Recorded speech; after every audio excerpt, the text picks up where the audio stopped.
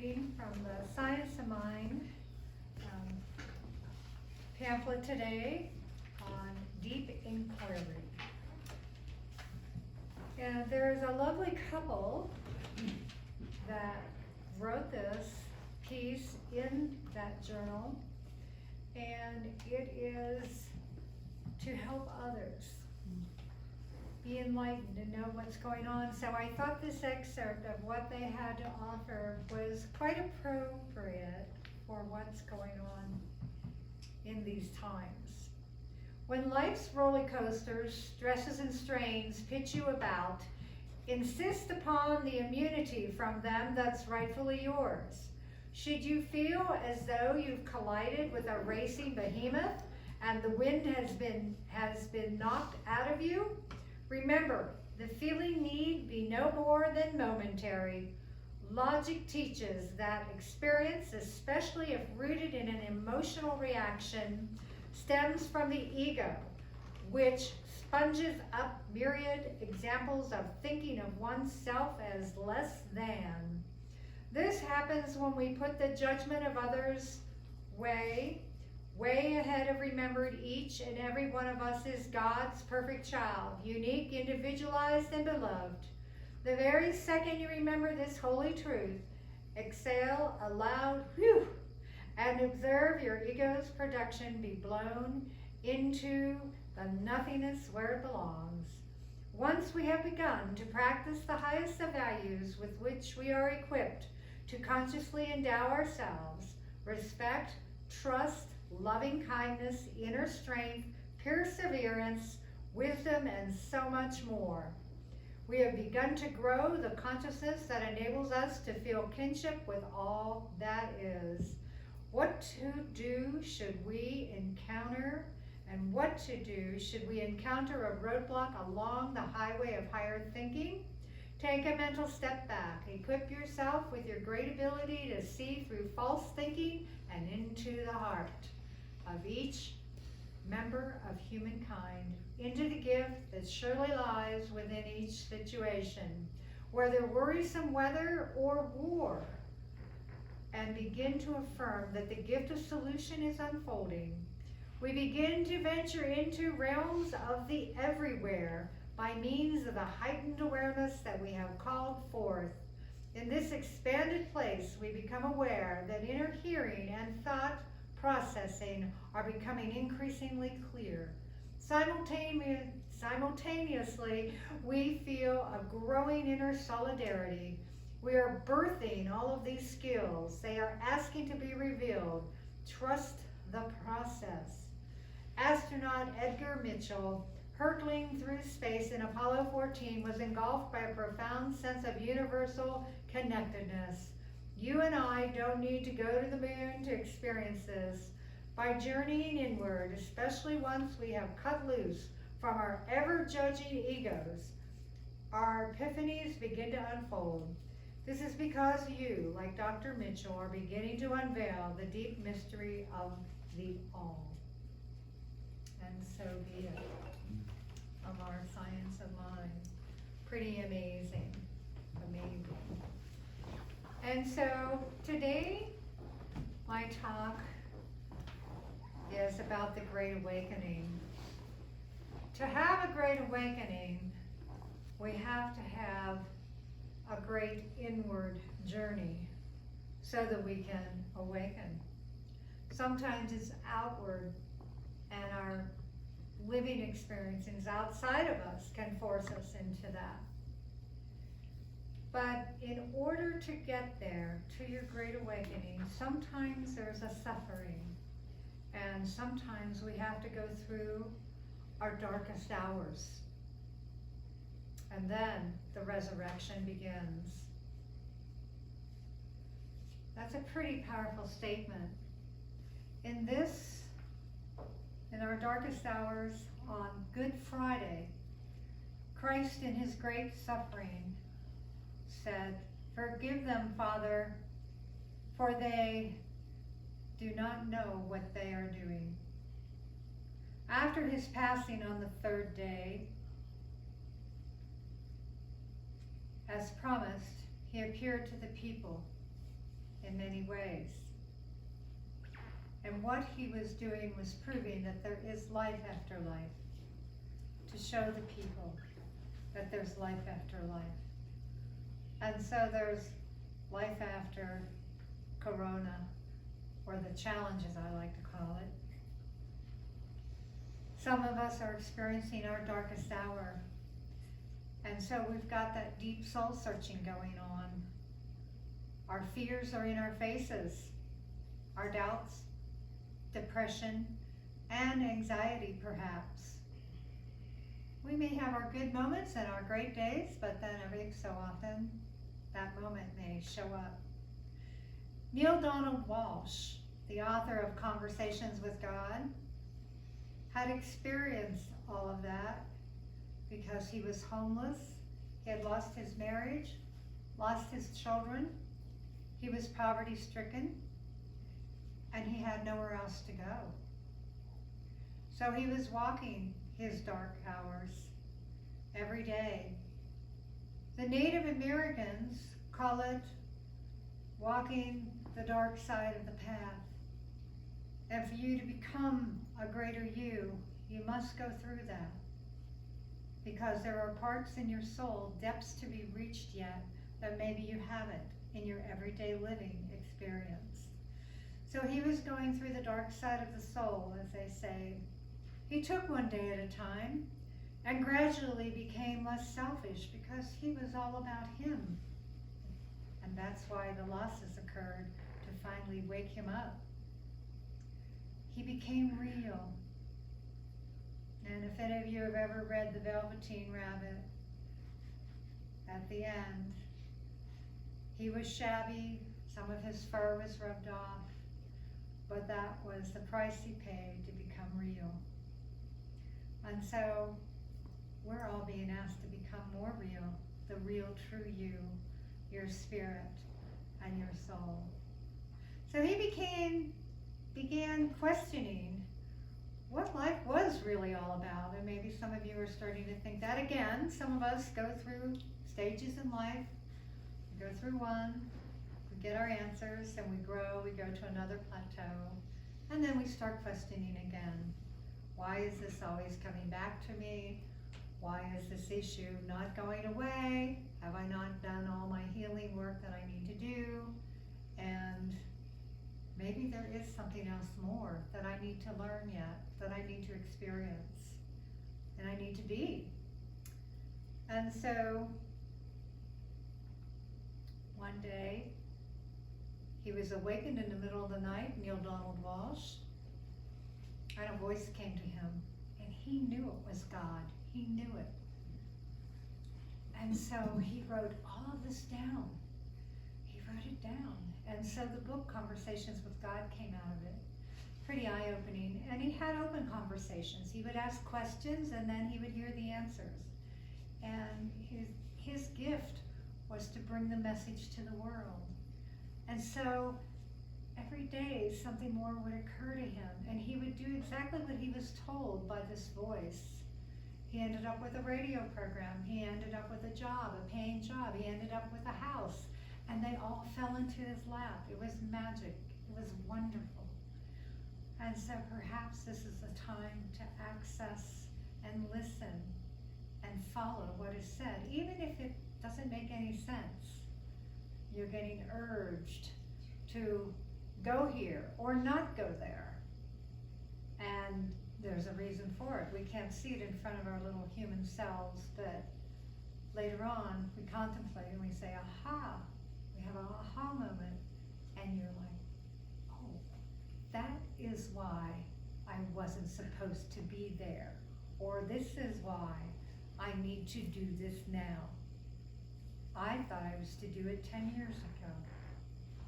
Some of our best visions and movie writers and directors have an idea. It takes them sometimes 10 years for it to come to fruition with a message, because maybe we weren't ready for it yet.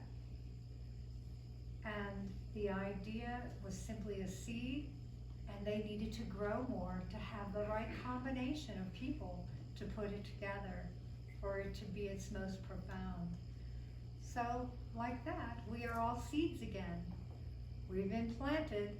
Some of us are uncomfortable with the soil we're in these days, and some of us don't feel that we're in soil at all, but you might be in the fertilizer. Anyway, know that growth is occurring. And the growth on the inside may seem minute. It may seem no progress. It may seem non-existent. But like the flowers and the plants and the trees and the bamboo, you're growing, and you will make your appearance one day, and you will break through that topsoil, and you've reached the light, and the light will nurture you and make you grow strong and tall and blossom once again. Some of us are experiencing a little anxiety. Sometimes when we are shedding one skin and growing into a newer skin, there's a sort of an energy that comes in, and we're feeling a little bit nervous, I'm going to say. It's our nervous system that's feeling this, our feeling system. And we can't put a name to it, as our human minds like to do. And so we have to trust and know that this is all a process of growth. One of my favorite teachers is Louise Hay. And Louise Hay has written many books, and she's taught many workshops, and she really left her mark in the world before she left us in her 80s. And Louise Hay, her first book that I ever read is You Can Heal Your Life. And her proving point was your emotions can totally dictate your life and how you are. In The Emotion of Anxiety, she wrote that we are not trusting the process of life. She came up with a list of affirmations for every disease or every condition or circumstance that we have in our humanness. And so the mantra for this is, I love and approve of myself, and I trust the process of life. I am safe. You know, the words are coming out more and more as we're walking, and we may run into a neighbor 6 feet away, or in the grocery store, and people are saying, be safe, be well. We don't use those words until now. We're using them more and more. And so, to be safe, so we do not say that maybe some of us are experiencing the anxiety, that those words have to be spoken to one another now. And it's, instead of how are you doing, it's more be safe. Some of us have experienced some depression, and that's normal in our human experience, to have our little wobbles, not always feel on top of the world. But what Louise Hay has to say about depression was very interesting when I read about it, and it's anger you feel you don't have a right to have, hopelessness. So when you go into the depression and really dig deep, as you know, there are only 2 emotions for those of us that study the emotions and healing them, and that's love and fear. That's it. Anger is a form of fear. It's love and fear. So if you're feeling angry, you have a fear. And to name it, to catch yourself in that moment when you're angry, to be able to name it is very powerful, because then it's going to go poof. Once you identify it, then you can heal it. So what she has to say for a mantra for depression is, I now go beyond other people's fears and limitations. I create my life. No one else creates your life but you. And so I'm only here to remind you of what you already know, all you creators out there, and what we can create when we come out of this. It's just an amazing place to be, and we're in a very powerful place. You have to know this. We're in a very powerful place now. When we come out of this cocoon, like a butterfly, we're going to be spreading our wings, and our wings this time will have different colors in them because we've all changed. We've all become more of where we're to be or how we're to be and what we are to create. It gives us a chance to look at how we were doing things in our Great Awakening to be resurrected into a new expression of ourselves. For some of you that know me, what one of my special gifts are, and I just love it because I have such passion, is I'm here to remind you of your specialties and your creativeness and your gifts, and that you can thrive with them. So today I'm here to remind you, you have gifts. You have a right to thrive. This is your right to thrive. So coming out of this, as the phoenix rose from the ashes, you are going to experience a new you with new feelings and new opportunities that are literally going to fall out of the air or right into your lap. How could you miss it? So watch for the signs, watch for what's coming up for you, little messages that are floating in when you're in the quiet zones of your deep inquiry into your soul. And know this, that you are growing into the better expressions of who you are and what your spirit's all about. I love that song, Who Are You? And I was asking Bruce, can you learn that song, please? Because it has a really great, who are you? And so I would like you maybe to take a moment this week and write down who you are and where you're going to go, because you're ever growing. Have the vision forward. A lot of us are paying it forward this week. We had a chance to do that. Our local restaurants, I thought this was a great idea for you that don't know this, on Tuesdays, various restaurants. Every Tuesday it's a different restaurant. It started out with Pagosa Brewing this week. But you could go and buy a lunch and pay it forward for an unknown, anonymous person to receive it. And our county was buying the lunches to help our restaurants survive through this time. So I went over there and they said, oh, the 40 lunches are already gone. I said, well, okay, but I still want to buy a lunch for somebody. And they said, well, that's okay, you can. And so I bought it and I delivered it because that was what was in my heart at that time. So now you have a chance to pay it forward on top of everything else. So let's pay it forward this Tuesday and we'll find out which restaurant it is. But we have such a lovely community here. Isn't it wonderful? What a great idea. So before I close, I want to mention this, that we've all heard the let go and let God. For those of us that are still holding on to the past, we're going to have to maybe take one finger at a time off of it and let go. But I was reading a great article and I thought this Buddhist monk said it even better. And he's known as Reverend Kusala. And he says, let go and let change. And so with that thought, we're going to go into our offering place today, where each of you can donate in the basket, one by one in the back of the room. We're going to have some lovely offering music, and then after that, I have a closing, and then we're going to have some wonderful more music. Thank you.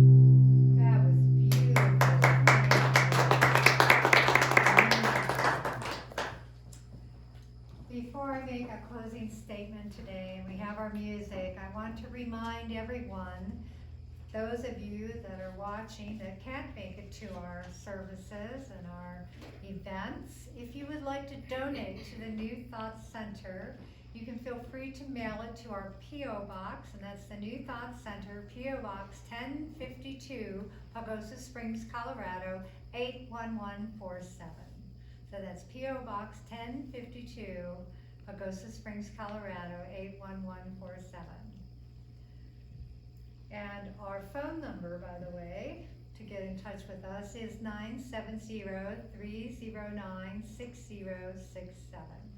You can check in with us also. We have a conference call once a week, so you can call that number and I'll be happy to text you the link to our conference calls of Inspiration Weekly. Okay, in my closing statement today, in these times of the Great Awakening, I'm excited and expecting greater circumstances to emerge for all of us. This is our time to reflect, replenish, and restore our soul's destiny in a bigger and broader way than ever before. Your faith practices, prayer and meditation, are more important than ever. The intangibles will make themselves known and imprint you like never before. Trust that this internal process may not make itself known in your outer world for a while, as most truths are yet to be revealed. Most of you have been practicing living in conscious lifestyle and are questioning yourselves. Am I doing it right? Am I worthy of more? Am I imagining these new feelings and sensitivities? Are they real? Yes, this is a transitional time, and unlike any other we've experienced. This is for sure. Will we be the same after this global experience? I think not.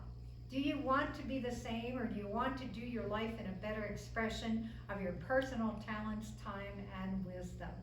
Go deep into the places of truth that reside in your heart, because the heart does not lie. You may discover or uncover hidden yearnings that have not been expressed or created in your life just yet. Be patient on this journey to the heart, because it is not a get-fixed-quick scheme, but an opportunity to get in alignment with a truer you. What does that look like? Let's not worry about how it will occur, just trust that it is in the works. Creator God is listening, and the how of the matter is up to our Creator as our soul partner to make it happen. Witnessing for others and showing compassion toward others as they are the higher expression of yourself. Walk without judgment, criticism, gossip, or separation for your brothers and sisters you share in this life. Christ, Buddha, Mother Teresa, the Dalai Lama, and more have blazed the trail. Kindness, compassion, being present to ourselves, and loving one another is the formula for growth and healing for all on this magnificent planet Earth. So as we celebrate Easter, remember the message. We're never alone, because God is always with us eternally in the heavenly love that's our birthright. Pay attention, stay excited, and stay well. Rise up and behold, a miracle it is so. Thank you today for your time and your presence and your love. So be it.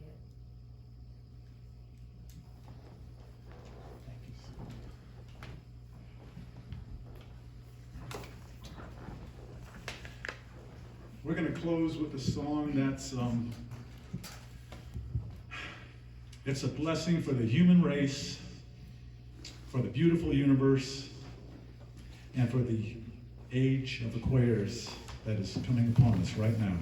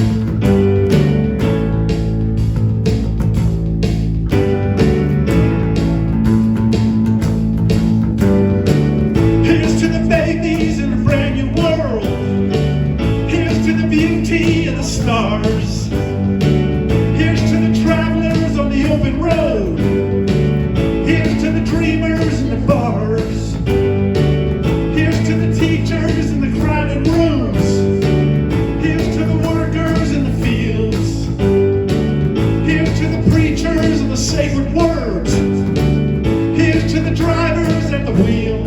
Here's to you, my little loves, with blessings from above. Let the day begin.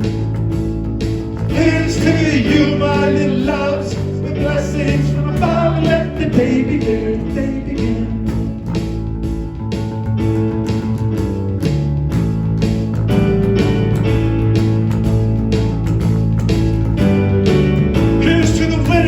The human race. Here's to the losers in the game. Here's to the soldiers of the bitter war. Here's to the wall that bears their names. Here's to you, my little loves, with blessings from above. And let the day begin. Here's to you, my little loves, with blessings from above. And let the day begin. The day begin. The day start.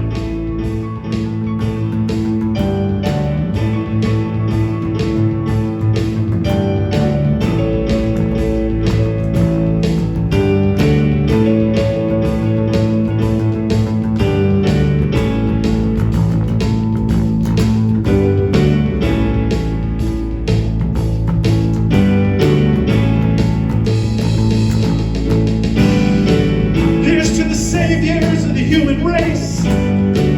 Here's to the loved ones in their care. Here's to the strangers on the street tonight. Here's to the lonely everywhere. Here's to the wisdom from the mouth of babes. Here's to the lions in the cage. Here's to the struggles of the silent war. Here's to the closing of the age. Here's to you, my little loves, with blessings from above. And let the day begin. Here's to you, my little loves, with wisdom from above. And let the day begin. Here's to you, my little loves, with blessings from above. And let the day begin. Here's to you, my little loves, with blessings from above. And let the day begin.